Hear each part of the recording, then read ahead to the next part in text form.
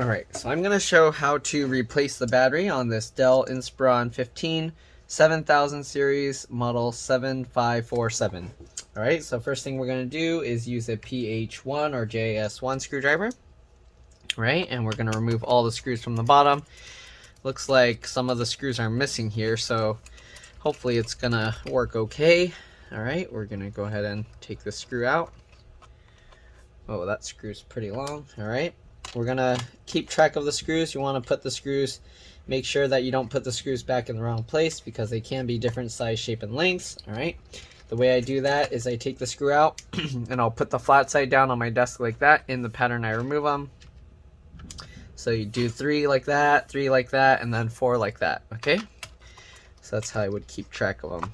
Okay. So these screws are somewhat difficult to remove. I don't know if the customer opened this before. Excuse me.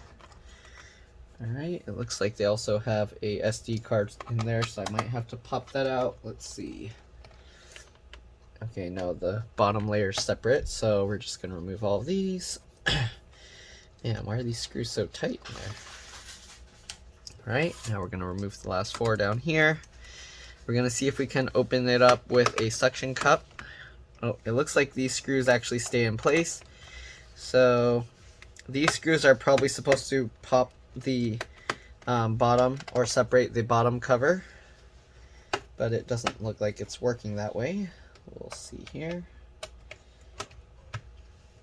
So as you undo these screws, it actually pushes a little gap here to make this easier to open. Alright, or it's supposed to, it looks like. What I'm going to do is I'm going to use my fingernails in that gap, and then I'm going to pull with my thumb just like that to undo the clips. Okay, just like this. Alright, you can see it's popping open, but I don't know if the screws are still kind of stuck in there. Yep, so I have to kind of undo the screws while I'm lifting it. There we go. Alright, so let's go ahead and turn this to the side here. We're going to work our way over to the side and do the same thing. If you don't have fingernails, you can use pry tools to do this, but as you can see, fingernails are very effective for this kind of thing. So we're going to go over to this side, do the same thing. Just work our way over to the side. Pop those clips out just like this. And just like that. Why is this side stuck here? Okay, there we go. Alright, so now that we got the sides and the front, hopefully this back will come out pretty easily. Let's see. Nope. Alright, so we're going to have to also pop this up somehow, I think. Let's see here. Do we got to just pull this out as well? I don't know. These clips are much stronger in the back for some reason. Oh, okay. So I had to kind of pull this towards myself and push on this to push it away. So there we go. We got the bottom cover off. It's a little bit dusty, not too bad. This side's a little more dusty.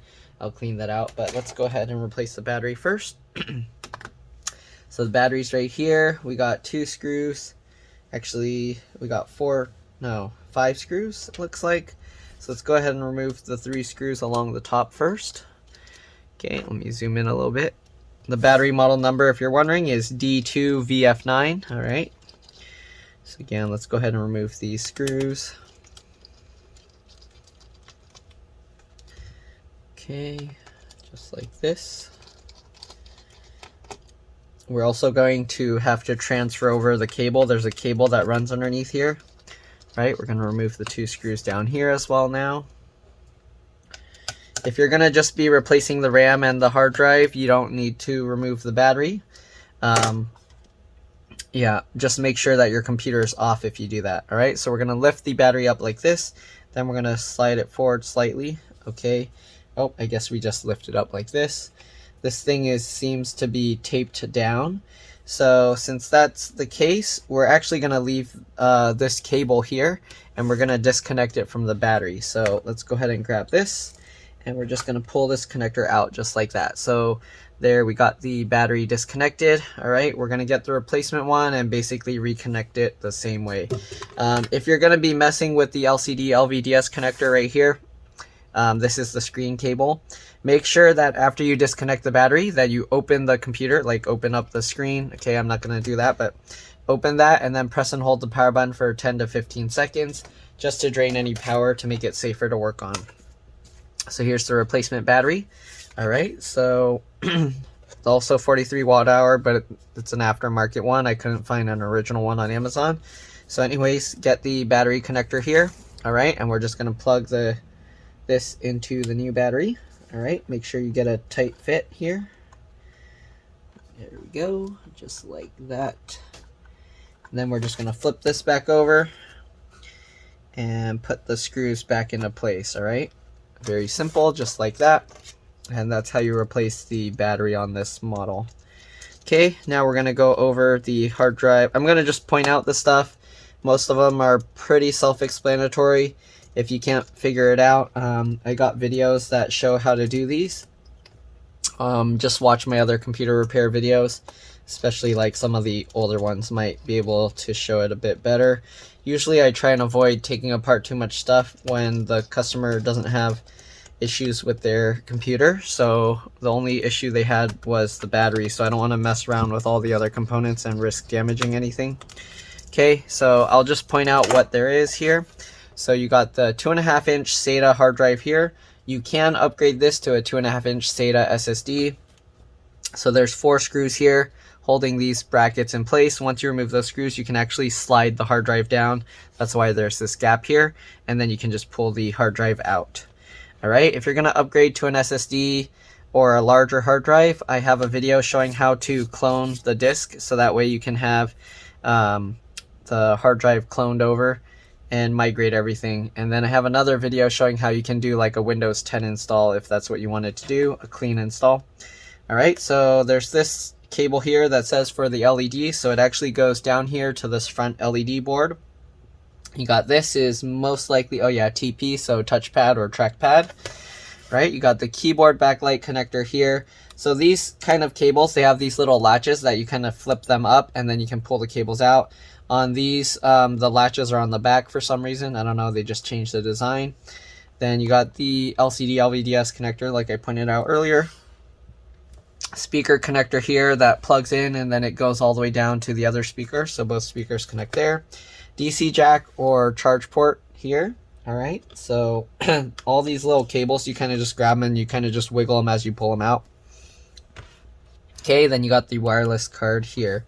Looks like everything else is part of the motherboard as far as I can tell. But yeah, all right, I'm gonna clean out the dust. So on this specific model, there's no dedicated graphics card. It's just the CPU here and it's soldered to the board.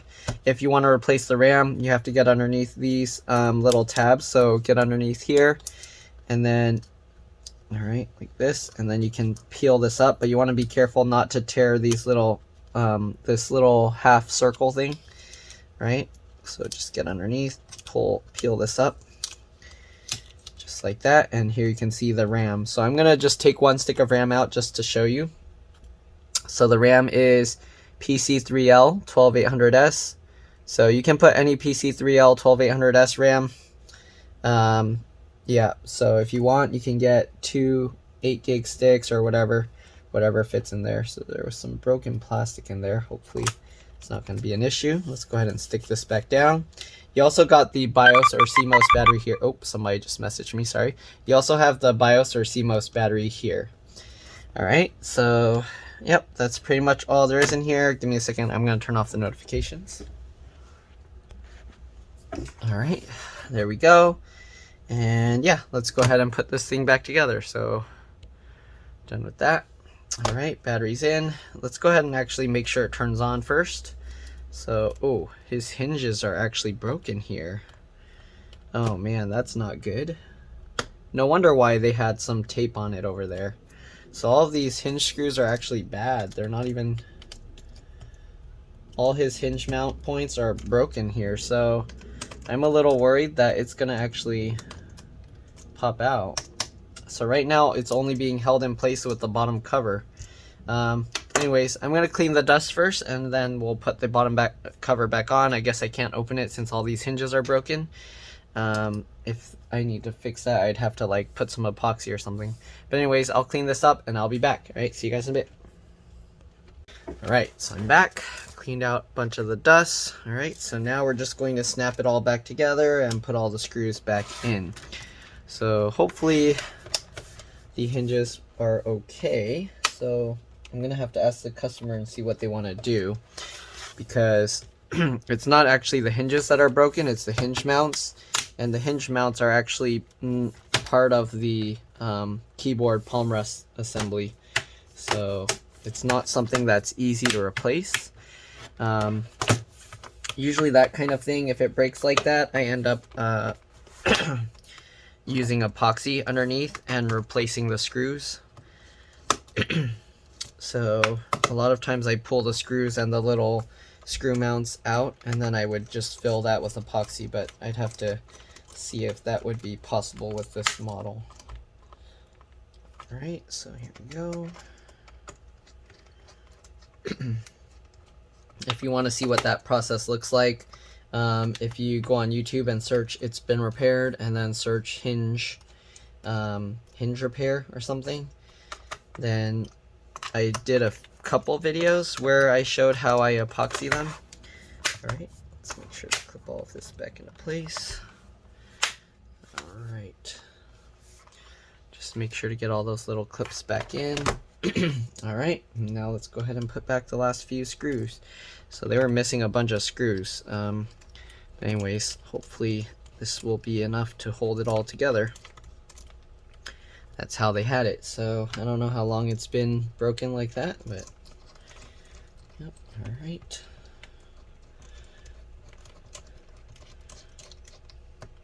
Alright, other than that, that's all there is to it. You're welcome to stay while I finish putting the rest of the screws and power it up. But yeah, other than that, thanks for watching. Again, if this video helped you, make sure to like, subscribe, and share my channel with others so that they can learn how to fix their devices. If it saved you a bunch of money, please consider contributing a little bit to the channel. Every little bit helps and allows me to continue making these videos for a living. I actually do these repairs for people for a living. This is my computer repair business. I do this 24/7, 7 days a week. Well, that's what 24/7 means, but I still get actually having people ask me what hours do I work, so, or how late I'm open. So yeah, alright, let's go ahead and power this up. The power light's on, that's good. And I see the light, so we should be good to go. Alright, that's pretty much it. Again, thanks for watching, and I'll see you all in the next one. Bye. Let's drop this.